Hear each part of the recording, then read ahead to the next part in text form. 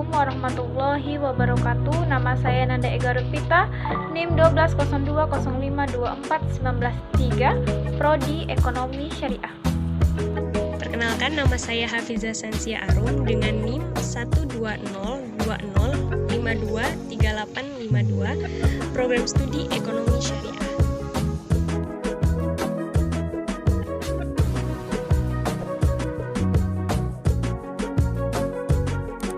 Ekonomi Islam versus konvensional. Sejarah ekonomi Islam. Pemikiran ekonomi Islam muncul bersamaan dengan diturunkannya Al-Quran dan masa kehidupan Rasulullah pada akhir abad 6 Masehi hingga awal abad 7 Masehi. Perkembangan pemikiran ekonomi Islam pada dasarnya sudah dibahas dan dipraktikkan dalam kehidupan sehari-hari, bahkan sejak masa Rasulullah dan sahabat-sahabatnya. Akan tetapi, perkembangan ekonomi Islam terhenti karena adanya dikotomi antara agama dan ilmu pengetahuan yang lahir akibat dogmatisasi yang terjadi masa kegelapan. Selain itu, kuatnya dominasi ekonomi kapitalis dan sosialis, buah dari politik imperialisme dan kolonialisme, menjadi ekonomi Islam makin mulai ditinggalkan. Kemudian diperparah dengan diabaikannya kontribusi pemikiran ekonomi oleh ilmuwan barat. Pengertian ekonomi Islam dalam literatur bahasa Arab, kata ekonomi diterjemah dengan kata al-ittihad. Kata ittihad berasal dari kata Belanda ittihada, yang berasal dari kata kasda, yang berarti keseimbangan. Dari kata kasda tersebut, kata kerja yang menjadi ijtihada, yang berarti menuju pada keseimbangan, kejujuran, dan keharmonisan. Ekonomi Islam sesungguhnya adalah bagian dari suatu tata kehidupan yang mempelajari segala perilaku manusia dalam memenuhi kehidupan yang dengan tujuan memperoleh falah, yaitu kedamaian dan kesejahteraan dunia dan akhirat. Ekonomi Islam menurut pemikir ekonomi. Pertama, Muhammad Abdul Manan dalam Islamic Economic Theory and Practice. Ekonomi Islam adalah ilmu pengetahuan sosial yang mempelajari masalah-masalah ekonomi masyarakat yang dilihat oleh nilai-nilai Islam. Kedua, Muhammad Natajutullah Al-Siddiq dalam Muslim Economic Thinking, A Survey of Contemporary Literature.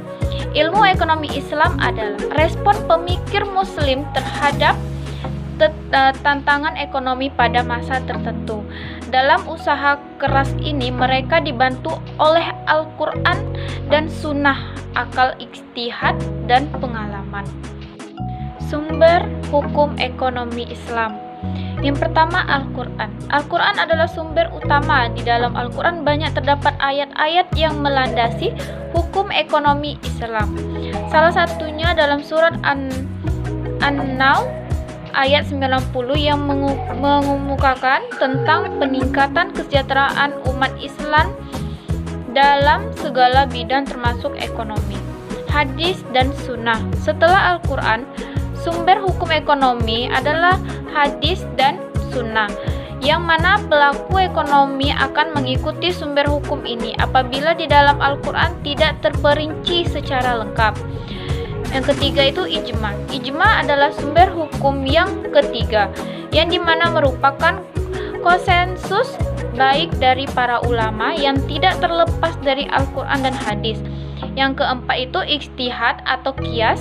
Yang kelima itu istihan atau istihlah dan ijtihad terhadap ekonomi Islam. Mazhab alternatif mengkritik pemikiran Bakir Asyad bahwa langkah mereka justru tidak konstruktif dan esensial. Prinsip-prinsip ekonomi Islam. Yang pertama, dalam ekonomi Islam, berbagai jenis sumber daya dipandang sebagai pemberian atau titipan Allah Subhanahu wa taala. Tidak ada kemubaziran di dalamnya. Surat Al-Isra 26 sampai 27. Yang kedua itu, Islam mengakui kepemilikan pribadi dalam batas-batas tertentu, termasuk kepemilikan alat atau faktor produksi. Yang ketiga itu, Islam menolak atau tidak membenarkan pendapat yang diperoleh secara tidak halal atau batil, seperti pencurian, penipuan, kecurangan, penyuapan, penjualan barang dan jasa yang haram, penggunaan kiat-kiat yang manipulatif, keuntungan yang berlebihan dengan cara-cara yang tidak terpuji, menimbun barang, dan penggunaan iklan yang mengelabui dan tidak wajar. Yang keempat, menggerakkan utama ekonomi Islam adalah kerjasama dengan landasan ketauhidan, keikhlasan, kejujuran, dan keadilan, serta hanya mengharapkan keuntungan yang wajar. Quran Surat Al-Imran ayat 130. Prinsip pertanggungjawaban terhadap segala yang berkaitan dengan pelaku ekonomi, baik semasa dalam kehidupan dunia maupun di akhirat nanti. Quran Surat Al-Baqarah ayat 281. Karakteristik ekonomi Islam. 1. Harta adalah milik Allah Subhanahu wa taala. Manusia merupakan khalifah atas harta tersebut. Kedua, ekonomi terkait dengan akidah, syariat, dan moral. Ketiga, keseimbangan antara kerohanian dan kebendaan.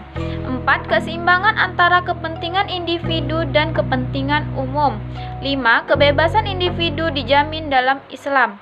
6. Negara diberi kewenangan untuk ikut campur dalam perekonomian. 7. Adanya bimbingan konsumsi. 8. Adanya petunjuk investasi. 9. Adanya zakat. 10. Pelanggaran terhadap riba. 11. Kekuatan penggerak utama ekonomi syariah adalah kerjasama. Kelebihan dan kekurangan ekonomi Islam. Kelebihan: 1. Menjunjung kebebasan individu. 2. Mengakui hak individu terhadap harta. 3. Ketidaksamaan ekonomi dalam batas yang wajar. 4. Jaminan sosial. 5. Distribusi kekayaan. Kekurangan: 1. Lambatnya perkembangan literatur ekonomi Islam.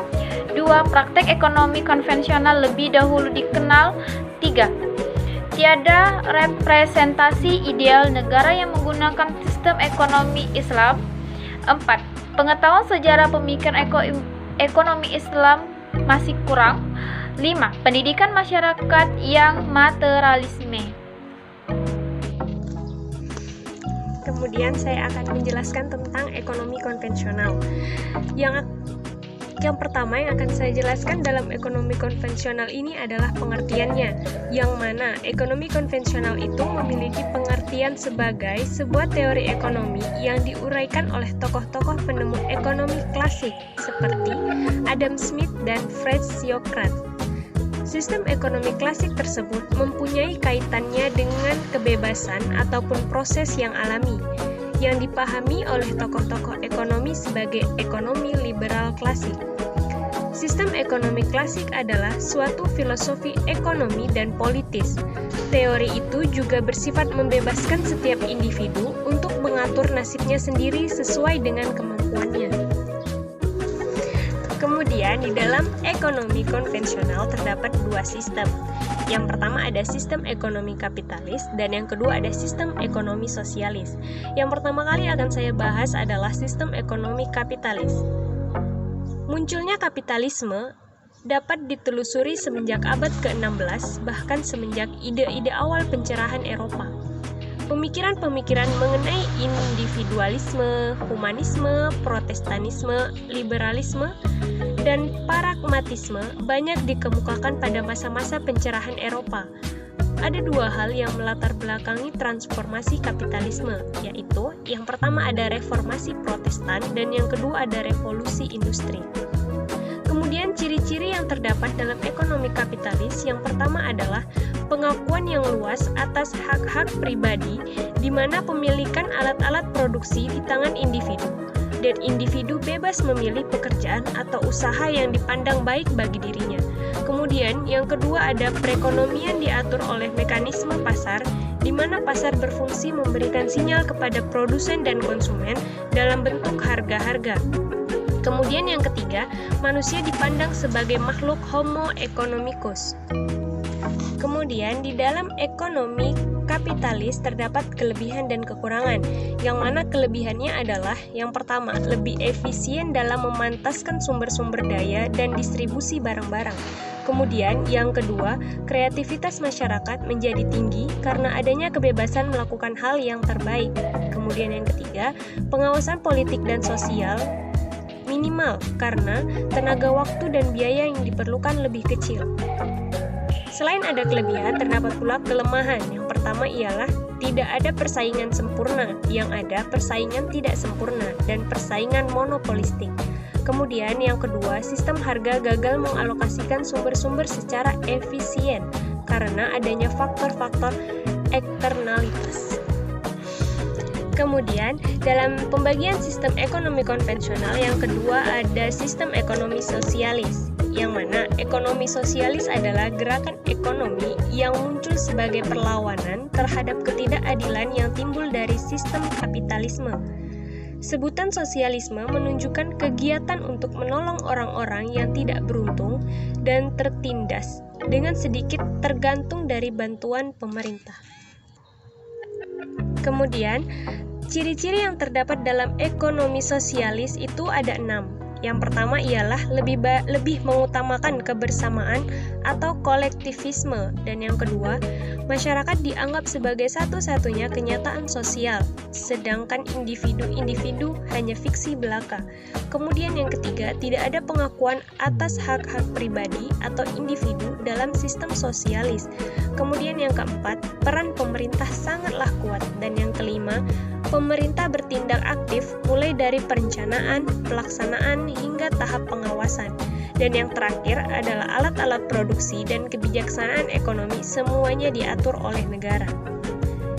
Di dalam ekonomi sosial juga terdapat kelebihan dan kelemahan. Di antara kelebihan tersebut adalah yang pertama, disediakannya kebutuhan pokok, dan yang kedua, didasarkan perencanaan negara, dan yang ketiga, produksi dikelola oleh negara.